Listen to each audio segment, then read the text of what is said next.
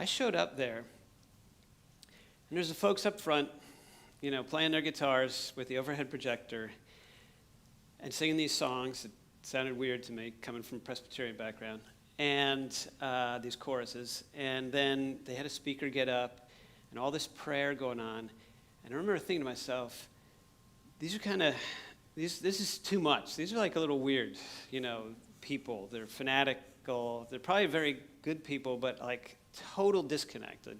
So I didn't go there anymore. But I still continue to go to church every week because that assuaged any guilt I had for any things I was doing. So fast forward 2 years, and finished up my sophomore year, and I was huge into golf in high school, huge into golf. Played a lot on the team and everything. And so the summer after my sophomore year in engineering, I had made some really good grades in the spring. I was dating this girl. And so the summer came, and I was home, and I was working back in New Jersey, but I was also I was able to be a member at the country club. I guess I still had junior member status or whatever, so I could afford it. And I remember being out there basically every afternoon when it wasn't raining after work and playing. And I remember specifically thinking to myself, because I was about to be 20, thinking, this might be shallow, but this is about as good as it gets, as far as I can tell. I've got a girlfriend, that's supposed to check off something, and I'm making good grades in engineering. That's it's tough, but that's pretty good. And I'm getting to play golf every day. What more could I want? And I thought, as a 20-year-old, I have a job, so I'm making some money. But it was like, seriously, is this it? And I thought, maybe in 15 years I'll probably be married, have some kids. Well, will that be it? Is this like really what it's all about? So as I was playing in that summer, I was thinking more and more about what my uncle had been preaching over the past 2 years, and the greatness of God, and just not only his transcendence, but his immanence, how he's so close to us, wants to be so close to us, wants to have this relationship with us. Things began to click. So as soon as I got back to NC State, I was saying to myself, I got to try out that InterVarsity thing again. And so I got back, and the first very helpful providential event that happened was my girlfriend dropped me. So that was a big shocker emotionally for me. But it was kind of good, too, because it seemed like things were going off the rails a little bit anyway. And I felt a little freer than to do the InterVarsity thing. Well, I showed up at that meeting 2 years, now it's 2 years later from the first time. And I show up, and they're strumming their guitars with the overhead projector with these songs I don't know. And they have the speaker, and they have the prayer time and stuff. And it was, so nothing had changed there. But it was like I was home. It was like the gates of heaven were opening, And it was like, wow, something's changed inside of me. I didn't ask for it. It's just the Lord's changed me. Now, and at that meeting, a brother who became a dear friend, he came right up to me. He said, "Hi, I'm Eddie Pierce. I lead one of the small groups, and I don't think we've met before. I'd like you to come by and try our small group." And that, I just jumped in. So that was the beginning of that. Well, at that time, Terry, so this is only about a year later, Terry was one of the small group coordinators in InterVarsity. And she also played the guitar up front. She was one of those people. Well, one of the senior guys was graduating, and I played a little bit of guitar, just like I could strum chords and stuff like that. So we had to start meeting, Terry and I, to practice the songs together, and things like that. And then later I became a small group leader and stuff like that. So anyway, through all that we began dating and stuff like that. But the point is, in terms of missions, we were in the Alliance by that time, and my uncle was mentoring me, and so I was growing in the Lord. And engineering was becoming less and less interesting to me. It had never been super interesting to me. It had been very interesting to my dad, but not super interesting to me. And so as I was finishing that up, we were dating more and more seriously, planning on getting married, and I was thinking, we're probably going to go off to seminary. So I was thinking, I think the Lord wants me in some sort of a pastoral type role. That's all I knew at the time. So we're in the Alliance. We end up going to Columbia Bible College and Seminary. It was called back then in the early 90s.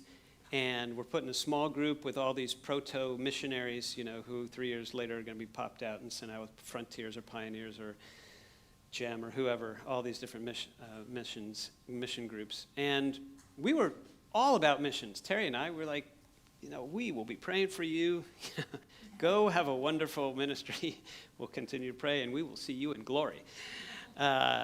And so that's what we were planning. And so we graduated in 1994, and I was called back up to the Raleigh area, to the Cary Alliance Church. It's a good-sized church up there, about 400 people there. And so I'm called up there to be the assistant pastor. As I go up there in August of 1994, there is a guy who's cleaning out his office, and his name is Tom Becker. And he'd been the assistant there for a few years after graduating from Toccoa, actually. And he was heading off to be a missionary in Russia, which was just opening up in 1994. Our first people were going in. So I was like, and he's 2 years younger than me, I was like, just like at Columbia, hey man, love you in the Lord. I'll keep your office clean. And we'll see you when you get back on home assignment 4 years from now. So he went off to Russia, and I was serving there. He came back after 4 years in the mid-90s, or 97, 98, whenever it was, and we had lunch. It was great. And then he came back again, and then the church brought him back in the summer of 2001. They gave him a kind of a gift to bring his whole family back from Russia mid-term, to give them a vacation in the United States that they wouldn't have to pay for. It's a lot of money to bring 6 people back from Russia for the summer, or for their summer vacation. So he came back. This is summer of 2001, and we had Tom over for lunch or something. And so we were talking, and he was by this time teaching at the Kuban Evangelical Christian University in southern Russia. And I was actually in a doctoral program by that time at Southeastern Baptist Theological Seminary in New Testament. And so as we're eating, he says, Matt, I need some folks to teach for the fall-winter term, this 2-week short quarter class coming up in Russia this October. What do you think about praying, teaching Old Testament theology, coming over and doing that for a couple of weeks? And I hadn't been on a mission trip before, unlike your pastor. So I thought, well, that sounds really exciting. So we prayed about it, and the resources came in to do that. And so I went over there and taught, and it was a great experience. But I'll tell you, there's actually an old cartoon, like from the 1940s, that it reminds me of. There's one of these kind of Bugs Bunny types of things where I think it's a dog, he gets shot into space or something, and when he finally comes back down, he'd always been kicked around the streets of Manhattan or whatever, and he gets back from space, and he's like kissing the ground kissing the sidewalk, and people are still kicking him and stuff, but he's so glad to be home. I got back to Kennedy Airport. I was like, and Kennedy hadn't been, I guess, redone or whatever, so Kennedy was actually kind of grubby at that point. I could have kissed the walls of Kennedy Airport. I was so glad to be back in the United States. Not that I had a bad time. I was just like, America's really a great place. I'm really glad I live here. Thank you, Lord. So I was back. So I, did slideshow to the church, thanked them for sending us. Well, then the next year comes around, and they had a different course in October, and so Tom, invitation type thing comes up. So this time I went over with Terry. Well, by this time it's 2002, so she's about, a few months pregnant with our fourth child, our final child, Hannah, who's now 18. And she was during that time where she's sick a lot. So we go to Russia at a bad time. It's October, and she's feeling nauseous the whole time in Russia. So she's having to visit Russian bathrooms all the time. And Russian bathrooms, especially back then, were really not like American bathrooms. Let's just put it that way. So we came back from that, and we had never had any thoughts of going to Russia, and that certainly didn't stir any in her, especially.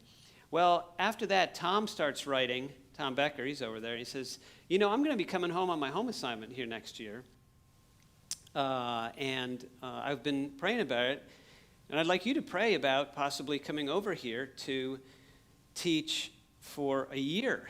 While you could take my place while I'm on home assignment. You could teach through a translator.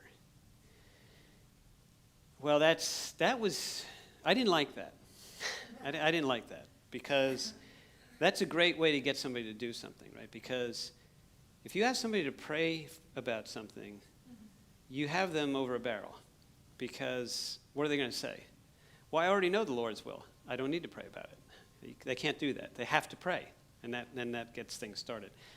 So I didn't want him to ask me that, but he did, and Terry really didn't want him to ask. So we're praying about that and assuming the whole time that the Lord's not going to want us to do that, because probably Carey Alliance is not going to keep our position open for a year while we go to Russia. And we like Carey Alliance, by the way, because I'd been there almost 9 years by then or something.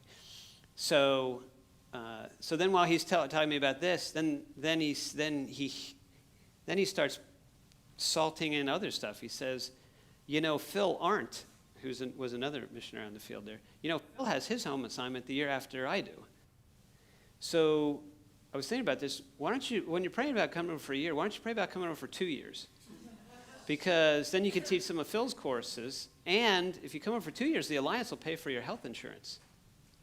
Woohoo! Ooh, that really sweetens the deal.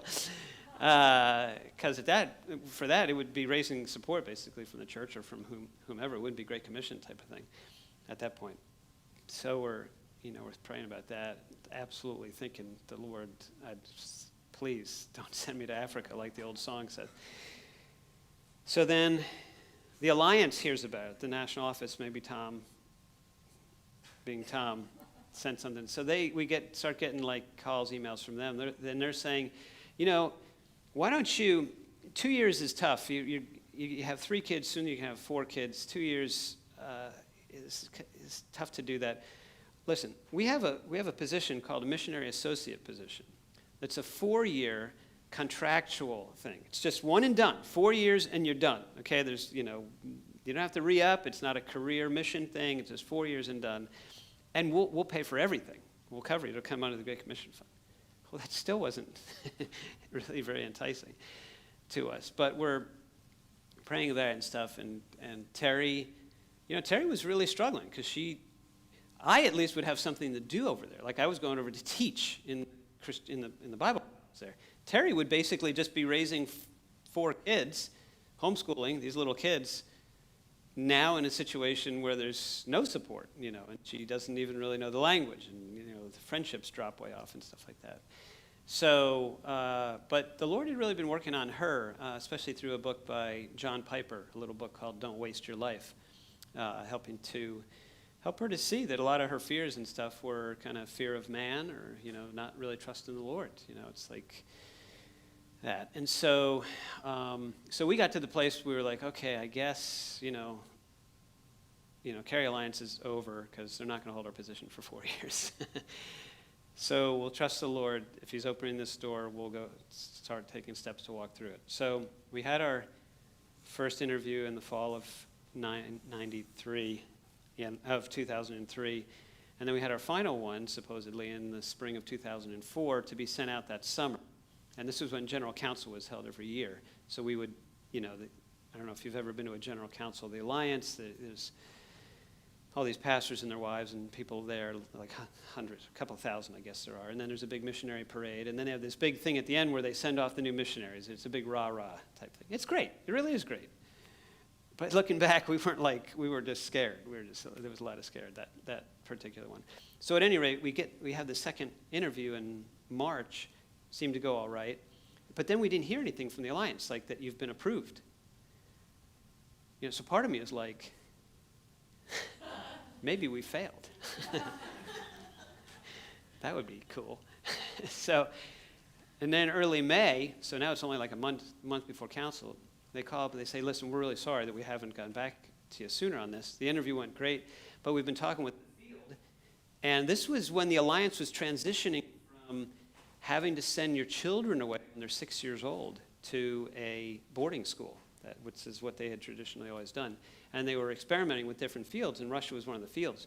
And they said, if you go down to Krasnodar, which is where most of our missionaries started off, and the great base of missionaries still were, Alliance people, and you get to keep your kids there for 4 years, that's going to be really tough on the other missionaries, because they've had to send their kids away, because 2 of our children were already older than 6. So they said, but in St. Petersburg, there's a Christian school for kids, and we're opening up a new church plant up there with a couple of our families. So we'd like to send you up there. But there's something else. At the national office, they've changed the position. It's no longer a 4-year missionary associate position. It's a career position. So would you mind going over for the rest of your life? It's really what the invite was.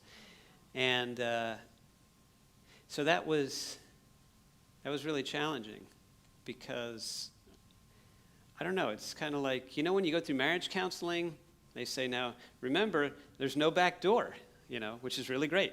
There's no divorce like in the Lord. You just don't go there, right? You don't have thoughts about that or anything like that. It's always pushing forward in the Lord. Well, I'm sure we had been thinking, anybody can stand anything for 4 years.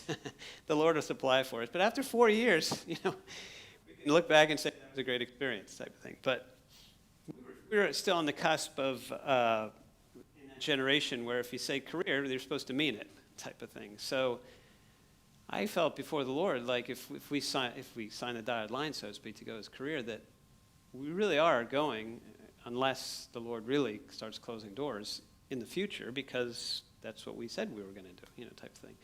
And so, but I remember I had this thought that kept coming to me during that several-week period where we had to make the decision.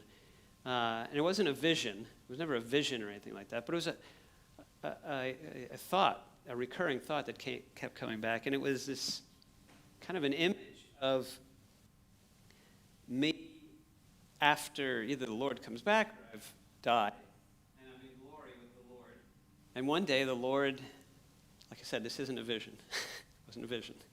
And I don't even know if it's great theology, but it's what kept going to my mind. The Lord says, Matt, I'd like to go for a walk with you.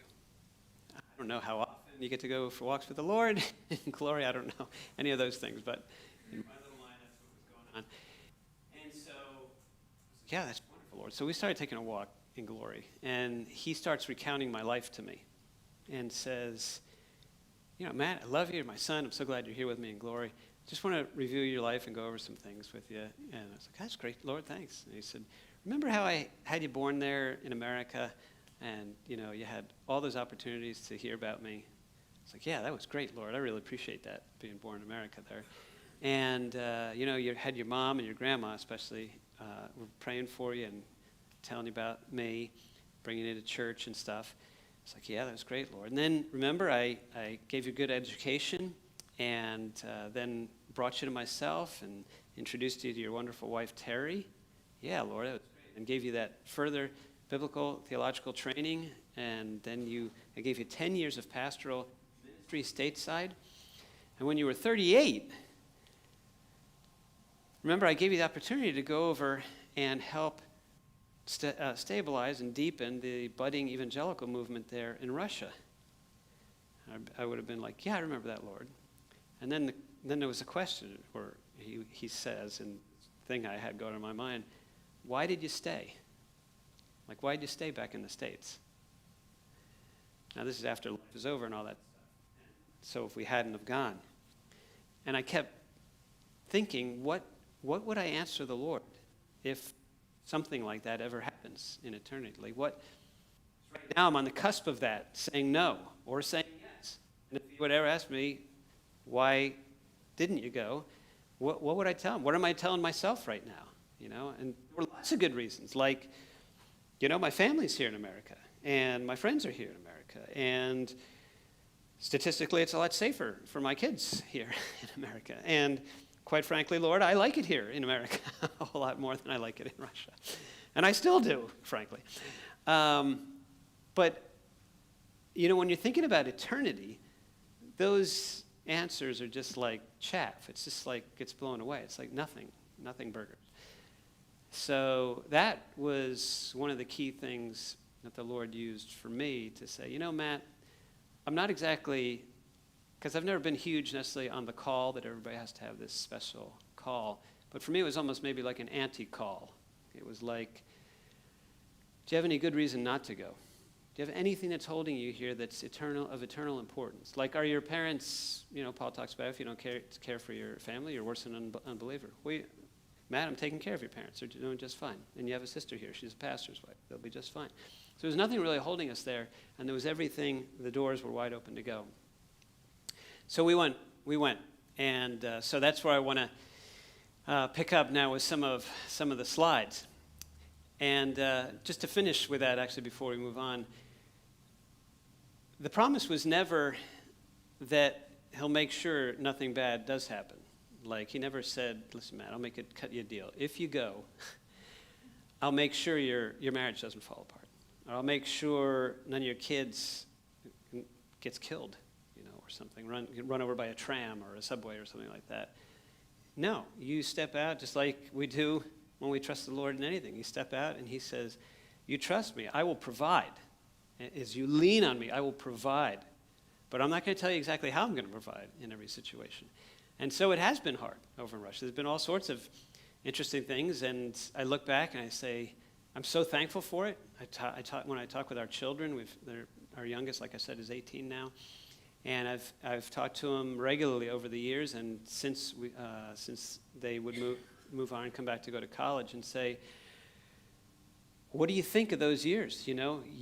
You're a 21-year-old now in college somewhere, and the last 10 years of your life were spent in Russia. They could have been spent in America. What do you think about that? And thankfully, to a person, each of the kids is like, I'm so glad we went. I'm so glad we went. Yeah, I have these gaps in my Americanism, the things I don't know about baseball, and I don't know sports scores from, these years and all that sort of stuff. But I'm so thankful for the language I have and the culture I have and all that sort of stuff. So I look back, and Terry and I talk about it. We're very thankful for it, and Lord willing, we'll be going back next summer as well. But that's kind of where we are now. So that's the first slide. Believe me, it's not going to take that much longer to go through the rest of them. All right, next one. Oh, and do we have is this excellent, I should have asked that before. So the circle is the dot, is the red dot, good. Oh, I'm advancing it, which is probably what you're thinking. Of course, Matt, that's what you're doing. Does this have like a little pointer on it, like a red dot? I've never used it, but Tony can tell you how to do it. It doesn't have a red dot. Okay, that's fine. That's great. That's no problem at all. I should have asked that beforehand. So when we first went, this is Russia, this monstrous country that's twice as large as the United States in terms of area, but is only half the population of America. And far and away, most of the country, or most of the population, is to the west of the Ural Mountains. Do you see that line that says Ural Mountains there? So estimates between 75 and 90% of the population lives to the west of the Ural Mountains, which tells you just how few people live in Siberia and formerly Siberia, Alaska, and things like that. So the Alliance sends us, not to evangelize the yaks, but the people. So our people are always sent to the European part of Russia, which is west of the Ural Mountains there. So we started off, if you look down to the farthest left and south part of Russia, you'll see, the yellow part, you'll see a city called Krasnodar. See that there? Krasnodar. So that's where the Alliance set up when we first went over to Russia, or when the Alliance first went in.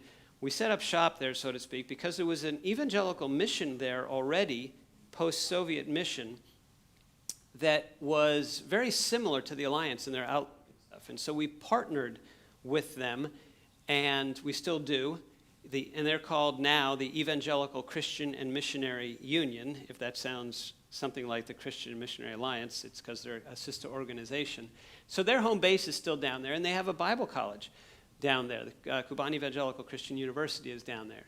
So when we first went over, that's where we were aiming to go. But we had to get language study first.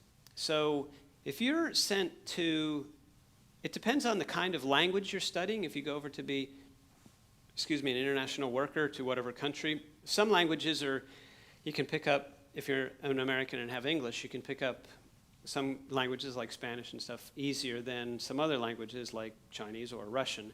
So for us, we had 2 years of language study. So that was up in St. Petersburg, which is in the far north on the left. You'll see that there. And beautiful city there. And we spent 2 years there in language study. And I think, so here's a couple of pictures of language study. Now language study, remember I mentioned the marriage? Our marriage is fine, but this was a challenge to our marriage. So there I am. There's Tatiana, our language teacher, and we were in a room, probably 3 of them over 2 years, but each one was like this, like a pretty small room with a little table and the 3 of us for 4 hours a day for the first 4 or 5 months, and then 3 hours a day after that. And we were sent, this was 2004, and there was another couple, a Canadian couple, coming from, in fact, they're right here. It was a Canadian couple, Perry and Linda Friesen, and another American couple, who you see there, Alan and Trish Eggleton, and Terry and I. And we were the Alliance team in St. Petersburg. We knew no one else in St. We didn't know any Russians other than our language teacher. We didn't know any Americans. And it was as if the Lord was saying to me, I specifically remember thinking about this, and Terry would probably amen it as well. It was as if the Lord was saying, Matt, Perry Friesen and Alan Eggleton are your 2 new best friends. And I remember thinking back to the Lord, they're not my best friends, Lord. You know, they're great guys. I'd be glad if they were in my congregation back in the States. I guess I'd be glad if they were elders. But they're not my best friends. They're not, it's not a kindred spirit thing. There's not a whole lot of things we have in common other than you, Lord. And you know what? For the 2 years we were there, that was the case. And that's one of the things when you go over to the field that's very interesting and difficult is your friend base. You think about it here. I don't know how many of you have lived here in this area for a long time, but in the United States, you have a built-in culture, you have a built-in language. If you live in a certain area for any length of time, you begin to build friendships with people that you have hobbies with or sports with or at church or other activities and things like that. And if you think about it, it's a decent-sized friend pool that you can draw from. But even with that, how many really, really close friends do we have in the United States? Not very many at all, like very few. In fact, there's like books written, The Friendless American Male, and things like that. So over there, the friend pool was 2. And that was challenging for me because I missed my friends, and so did Terry. But, you know, in the Lord, then you form relationships, even though they're not natural types of relationships. And there are quirks in people and things like that. They saw quirks in me, but that's just one of the things when you're first going to the field, when you don't know the language, you don't know the nationals, and you've got a small team. That's what life is about in those terms. Now I wanted to get back to this picture. I bumped ahead here. So when we first got there, my wife Terry is from Western North Carolina, Old Fort, out near Asheville Mountains. And I'm from the suburbs of New Jersey. And that is neither right there. That is a Soviet building, late Soviet structure, that was our new home in St. Petersburg. And I remember we landed in St. Petersburg Airport, and they drove us up to the city. It's on the south side of the airport. And it's just all city, kind of. This is 2004, but it's not like it is today. There was still a lot of post-Soviet looking stuff. And we're driving up there, and we round the corner, and the guy says, here's your apartment. And this was a nice apartment. You know, this is a pretty nice apartment building. And Terry, she either cried then or it was when we got in. It just hit her like, I cannot believe what I've done. Like, that I'm going to be trying to raise 4 kids in this apartment block. Like, she just had no categories for that sort of thing. But again, that's reality, and it's one thing to say, because we'd always said in seminary and then when we were in pastoral ministry for 10 years, we would have said and been as honest and straightforward as the day is long, Lord, we are yours to do with whatever you would have us do or be. And we would have meant that.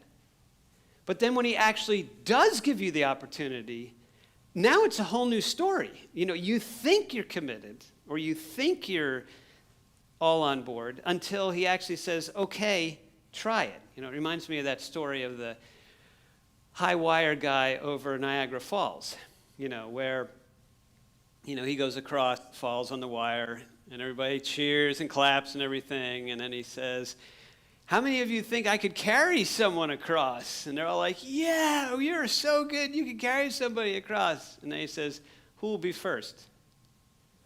And there's silence, right? Because it's one thing to agree and mentally and intellectually and at one level in your heart. It's another thing to, actually, work through it when the opportunity arises. So that was I'll tell you, the first 2 years of being in Russia and language study and everything. That was part of what we were dealing with. So, but again, just to plug for the Alliance in terms of the language study, I tell you, the Alliance, they told us, we want you to learn the language for 2 years. We don't want you to do any ministry. You need to become comfortable in that culture, and you need to learn that language, because that is going to be the basis from which you do any ministry, is knowing that language and that culture as well as possible. So you really pour into that. And that is such a different approach from so many missions. In fact, I can't think of another mission that does that. We began to have friends from some other missions that were over there, and they might give them 4 months of language study in Russian. And then it's like, okay, start sending home prayer letters telling us what all wonderful things you're doing. Well, I'll tell you, after 4 months of language study in Russian, you're not doing any wonderful things. I mean, you might be serving in a soup kitchen or something, but you're not evangelizing. You don't know the language after 4 months. Even after 2 years, it was difficult. But I was so thankful looking back. And to this day, we go back, and Russian's not a piece of cake, but, I could just converse fine. I can preach in Russian and teach in Russian. It's just, it's fine. And very few of the people I know, the expats in St. Petersburg, we're back in St. Petersburg now, have been for 7 or 8 years, can speak the language. And it's not because I'm any better. It's because the grounding. They never got the grounding. And so, especially living in a place like St. Petersburg, a big city, you can kind of find your way into an American bubble where you just kind of basically live and interact with other expats. And if you need to go to the store, you know what a milk carton looks like, so you point at that or whatever. So you learn some basic things to be able to get around, but you don't really have to dig into the culture or really have to interact with people in their native language. And so I'm so thankful for that grounding that the Alliance gave us there. Here's another toughie. So, and this isn't like supposed to be a horror story. I'm just trying to fill you in on some of the things that you experience when you first go over, whether it would be to Russia or whatever country that the Alliance or a mission agency might send you. So this is our youngest daughter, Hannah, who I said is 18, and that is not her mother. That is not Terry. That is Nyanya, her nanny. And so every day for 2 years, we'd wake up, we'd get the kids ready to go to school because we all went to the same school building. Our adult class was in one room, and the kids were this was in St. Petersburg, where the International Christian School was. And so we'd get all the kids ready. They were 10 and 7 and 5, and then little Hannah, who was just a year old. And we'd get all ready, and then the nanny would show up as we're walking out the door. And Terry would leave her 1-year-old with the nanny for, 6 hours until we got back. After, we'd do 4 hours, and then you have to do homework and stuff like that. And that just cut the heart out of Terry. That, she was like, wait a second. I'm a mother. Lord, you gave me this child, right? You gave me this child. I didn't create this child. You created this child inside of me. You gave us a healthy baby. Is it literally your will for me to learn Russian instead of take care of my baby? That's tough. That is really tough. And it was as tough or tougher for 100 years of Alliance missions, where when the child is 6 years old, if there isn't a quality international school in your area, you must send the child away. There is no homeschooling for up until, like I said, 2003 or 4 type of thing. And so all of the missionaries we knew when we first came to the field, their kids were at Black Forest Academy or at one of these mission schools, 6 years old, being sent off. We rarely talked about that with them, because that was a lot of pain there. But it was also the idea, I think the mentality was, whoever gives up friends or family and things like that for my sake will not. So we were really trusting that, and we to this day have. We say, you know what, Lord, humanly speaking, it was just like no one would do that. Like no one who really loves their kid would want to do that, or would think that would be a righteous thing to do. And we look back and it's still tough. It's still tough for my wife. It's just one of those tensions that I think probably the Lord will just answer the moment we're glorified, and it won't even be a question. But if it still is, she'll probably want to go ask him about that. Great nanny. She's a great gal and everything, but just seeing that was tough. I was the clueless father trying to get the other 3 kids out the door and all this stuff. I was like, yeah, Hannah, love you, honey. Bye. Nanny will take care of you. But I'm not the mother, right? So this is what we did. We had part of town it was 15 minutes on the tram to get down to the subway station. Then it was a half an hour on the subway, and then another 15 minutes from that subway station to walk to the school. So this Terry took this picture. This is probably 2004 or 5 with our two of our older kids. And so that hat, I still have that hat, and you see that fancy, man purse that's attached to me. I wore that like an appendage of my body for several years, and it was not lost on the other missionaries. I took a lot of grief for that. So we get on the subway. Here's a classic picture of a Russian St. Petersburg subway. You just keep pushing, just jam, just push until you can get on. And then we get to the school. Just one more picture about the kids in terms of some of the things of going to the field. So jet lag. So this was in 2006. We'd been on the field for 2 years, and we'd been in St. Petersburg during that time. So we came home for vacation in 2006, which again was something new. The Alliance used to never allow missionaries to come home before their first 4 years because they were afraid, I think, they wouldn't go back. But by our time, they let us come home after 2 years for a vacation, our summer, to come back to the States for vacation. You could go anywhere else you wanted for vacation. You just couldn't come back to the United States for vacation. So we came back, and then when we got back, we didn't go to St. Petersburg. We moved down to Krasnodar. So you see all those boxes and everything. So this was in our half of a house we lived at in Krasnodar in the south. And this was like the night or two after we got back. And the kids had been in America for, better part of a month, whatever it was. And it's like 2:30 in the morning, bing, they're wide awake. And we're like, Terry and I are exhausted, but we're kind of half awake as well with the jet lag and stuff. And they are just totally wide awake. So, and we had done, I'm sure we had told them to go back to bed, 100 times by that time, and it wasn't happening. So we finally fished out the TV from one of the boxes and a VCR or whatever. So this is probably like 3 o'clock in the morning, and they're watching a VeggieTale or something, hoping that they'll finally begin to get tired again. But just the stuff that comes along with it. So many things outweigh the downsides, if you want to call them downsides, but it's just the stuff that comes along with it. But the Lord provides, and that's the thing, right? Isn't the Christian life all about we walk by faith, not by sight? So it's really just a beautiful time where the Lord says, well, Matt, it's really easy to walk by sight in the States, even when you're trying to walk by faith, because it's just, so the normal things that you would do anyway, even if it wasn't in the Lord. But here, like everything you're doing, you're reminded, I'm only here because of the Lord. Because there's no rational reason why I would be putting myself into this position right now, unless I'm like a Peace Corps worker or something like that.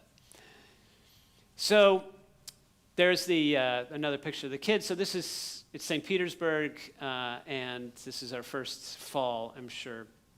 And this could easily be early September, because it gets cold. It starts getting cold pretty quickly there. So that man purse there. So I want to tell you a story about that man purse, and I guess we'll probably finish up with this for the evening. So this fanny pack, if you want to call it that. So I was never a fanny pack wearer in the United States, ever, because in America you put your wallet in your back pocket, whatever, and forget about it. Or your keys here and your phone here, and you're done. You don't even well, unless I guess you live in some parts of the United States. But wherever I lived, I could always just do this and not worry about being pickpocketed or anything. But before we went over, for some reason I had this thought, I think I should buy a big fanny pack because somehow I may need that over there with all the stuff that I might need to carry. So I had this, well, you see it, it's huge, especially the previous picture shows. It's really large. It'll hold a lot of stuff, which is very helpful, actually. So in this, I had like my Oxford, it's like this blocky Oxford English, Russian English, English Russian dictionary. So I was constantly pawing through because there were no smartphones. I had the map of the city, kind of a little booklet that had all the different routes of the little trams and the subways and all the different trains, the regular trains as well as the trains that were connected to electricity and all sorts of stuff to get around. I had my passport in there. I never had my wallet in there. I would always keep my wallet on the inside of whatever coat I was wearing, the inside breast pocket there, or chest thing. And all sorts of other things I would keep in there. But in the two side pockets, you can see one of them there, in the two side pockets, I had this blocky Nokia phone. I'd never had a cell phone in the United States until we went to Russia. That was the first time I had a cell phone. Because, I don't know, we had like beepers or something. I didn't even have a phone or whatever. Didn't think I needed one. But I got one over there. It was very handy. But it was this chunky thing that it made phone calls. That's what it did. It made phone calls. It didn't have maps and Google and all that stuff. And in the other pocket was a case that had my clip-on sunglasses. Now, probably from looking at that scene, you'll say, yeah, you look like a clip-on sunglasses type of person. In St. Petersburg, the sun is low most of the year, and it's cold most of the year, and there's snow most of the year. So with the white and the snow, it can be really blinding, and you get terrible headaches. I would get terrible headaches. So these sunglasses were really helpful. So one day, this is a true story. I still can't believe this happened, because nothing like this ever happened to me any other time. So one day, I am at a downtown, and the main big street in St. Petersburg is called Nevsky Prospect, Nevsky Street. And downtown was, if you can imagine, a Christian speaker. He was over from America. He was speaking on like marriage and family or something. So I decided I'd go down and attend this thing. And it was being held at a Lutheran church. And you think, well, what is a Lutheran church doing there? Well, when Peter the Great founded Petersburg in 1703, so it's a very young city by Russian standards, he had already traveled all over Europe. He was very impressed with Western Europe and wanted to bring Russia kicking and screaming into the 18th century, beginning of the 18th century, because they were way behind. And so he brought in all Germans to help build the city and lay it out properly and things like that. So since that time, there have been like basically German enclaves in St. Petersburg and the surrounding areas. So there's this kind of historic Lutheran church there. So at lunchtime, I come out, say the Lutheran church is probably up by you, ma'am. What's your name there? Anna? Anna. Yeah, so Ann. Just Ann. So up by Ann. Ann's the Lutheran church. So I come down, there's a store down here that I was at on Nevsky, on the main drag. So I come out of the store, let's just say, and now I'm walking. This is a big street, big wide street. It's the biggest street, like walking thoroughfare, or not just walking, but the big thoroughfare in St. Petersburg. So I'm walking back up to go up this side street, which is still a pretty major road, right in the middle of downtown. And as I'm walking by, this is a facade, of a store, and above it are apartments and stuff like that. And these two guys who are selling, which was not unusual, selling like fake Russian fur hats and fake Russian army medals and fake Russian everything you can imagine. They somehow, I don't know why, but they somehow thought maybe I wasn't a Russian. So they come out from their little stands or whatever there, and they come out in front of me as I'm walking and say, hey, and they start putting this in my face, all this stuff like that. I'm like, nope. I've been there for probably 6 months or so, maybe even 8 months or whatever it was. So I knew how to say no in a few different ways. So I was like, no, thanks, I don't want any. So I kept walking, and instead of going back to the thing, they continued walking with me backwards, still trying to pawn this stuff off of me. And that was weird. That had never happened. It never happened after that. So I keep walking with them, and they're still trying to peddle their stuff, talking to me. They're just walking backwards, but in front of me. So I'm like, I'm coming up to the corner. Once I make the corner, they'll go back to their stuff.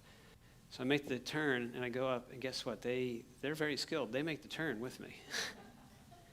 Now we're going up a side street. It's still a big side street. It's not like, a dark alley or a dungeon or anything like that. So I'm like, this is so weird. I don't know what to do because I've told these guys in no uncertain terms I'm not interested, but I'm thinking they probably have their eyes on my fanny pack, my precious type thing, and they want to get their hands, in this bundle of whatever's in there. There wasn't much in there. So we keep walking up, and this isn't 20 feet. This is, a couple hundred yards.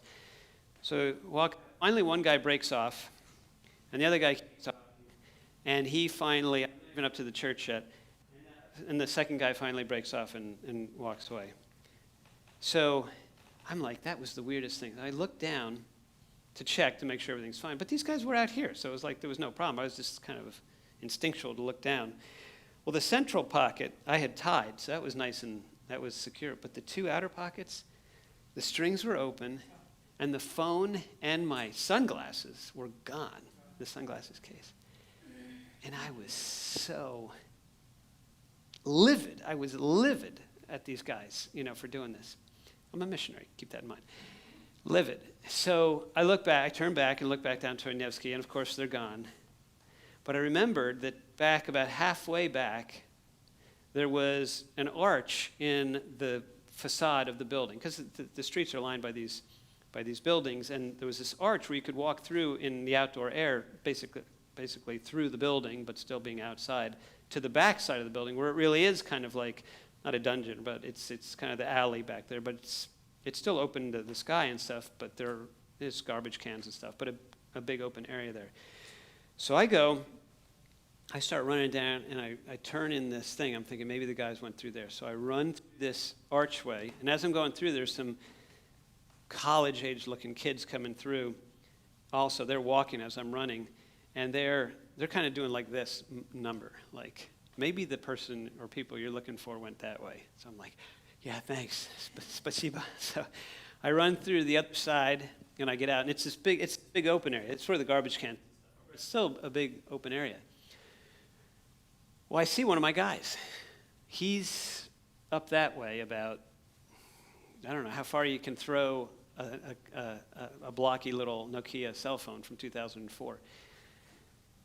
So I'm yelling at him. I'm a missionary. I'm yelling at him, telling him, you have my stuff.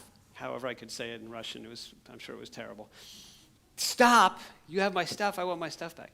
He takes the phone out. I still have the phone. It's still in good shape. He takes the phone out, and he throws it to me from far away, like a guy could throw, or a girl, whatever. Okay, somebody can throw pretty well. And he hurls this thing. And it's a good throw. And it's almost like, one of these things where your life flashes, like I can kind of remember this of all things, like, and it comes to me, and I catch it. And I catch the thing, and I'm like, okay, it's just this surreal experience. I put that in its spot where it goes. But I'm like, you still have my sunglasses. And I know I couldn't remember what's the word for sunglasses. So I go up there, and he doesn't move. And so I'm walking up there. I'm not going to beat him up or anything, but I'm just walking up there because I really want those sunglasses. You cannot buy clip-on sunglasses in Russia. So I'm going up there, and I finally get up to him. Let's say this is the guy. And I'm like, you still have my other thing. And he pulls it out, and he hands it to me. And then he says this in broken English. He says, please forgive me. This is my business. That's literally what he said to me. He didn't even say it in Russian. He said it in broken English because he probably knew I was clueless in Russian. I take the thing. And what do you think I say to him? These are your hard-earned Great Commission dollars at work and your prayers. What do I say to this guy who has just said, please forgive me? I say, bad. That's literally what I say. I say, bad. you shouldn't do that, you know, because he said it's my business. I'm like, you shouldn't do that. That's wrong to do that. And I take the things and I walk away. And I walk back to the arch, just like shaking, you know, from this whole experience, and go through the thing and go back to my Christian conference in this country where less than 1% of the population is evangelical believers. And I sit, you know, I go back up, go to the church. I'm sitting there for the afternoon session. And of course, the Lord is rebuking me without literally hitting me, but spanking my bottom pretty well, saying, you know, I served you up a softball right there. Like, you're not going to get many more opportunities where a pagan comes up to you and asks you to forgive him. And it's never happened since. Next break, I went back down to Nevsky to see if maybe they were down where they were, and they weren't. And I never saw them again. So it doesn't have a happy ending. I don't know what happened to those guys. But it's always, apart from being a great story for the prayer letter, it's always struck me as I've looked back at that, you know, I wasn't trying to sin. I wasn't thinking, you know, you thief, I hope you go to hell. It wasn't that at all. It was just it reminds me a little bit of the parable of the four soils, you know, the third soil, where the cares of this life crowd out, you know, the growth and the fruit bearing. And I was there, and just the humanity of the situation. I was emotionally wigged out, nervous. I mean, I don't typically run up to thieves and try to get stuff back from them. But I haven't really had that happen since then. But in my right mind, like all the other missionaries, when I told them that, they're like, what? What are you, an idiot? You know, you could have gotten killed or knifed or something back there. I was like, I had to have my sunglasses, you know. But just you know, that we get so, now that was an extreme example, but life goes by. And unless we're really intentionally keeping our eyes open to the opportunities that the Lord might have for us today, or in this grocery store, or in this interaction with the mailman or whatever, you just go right by. And you never even notice that there was an opportunity that was right there. Not because you're trying to be mean or hope the person never gets saved, but just because life is rushing by and we get so caught up in it. And so since that time, I really have tried to be much more conscientious about, you know, Lord, on this day, you know, help keep me alert, you know, to whatever, even if my mind's really engaged in something over here that my mind ought to be engaged in. Help keep that alertness open, you know, for those opportunities that you might have. And I always try to encourage the folks here too, because when I was back in the States, I was, as a pastor, it was probably like that, like I was over there, and like many of us are, where you go through life and you love the Lord and you try to love people, but we're not quite as sharp and as attentive as we might be to the opportunities it might bring along. So that's it for tonight, and we'll continue with this, Lord willing, on Sunday morning. But thanks for your attention, and I cannot say it enough. I don't know you all, and for you all, it probably will be a matter, just like I thought it would be with Tom Becker and the missionaries we knew at Columbia.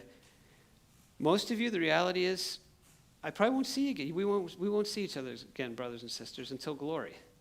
But you know what? It's special to know, as I go back, Terry will ask me, so how was it in Huntsville? You know, or how was it in wherever, what town? And I'll be like, you know what? Hey, at this precious congregation there, you know. I spoke, they're all just looking up, they're listening. And to think, they pray for us. They give the Great Commission Fund. They're like supporting us over there, and they never even met us. And now we've met. And there'll come a day where we really will meet and get acquainted much better than we'll be able to in these few days. But I want to thank you for that and for support to all of the international workers in the Alliance. So, yeah.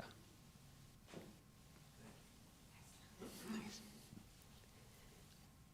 Thanks, Matt. I grew up in a nice church. I remember missionaries coming with blow guns and spears. This is the first time I heard of fanny pack. No blow guns in St. Petersburg. It's just fancy.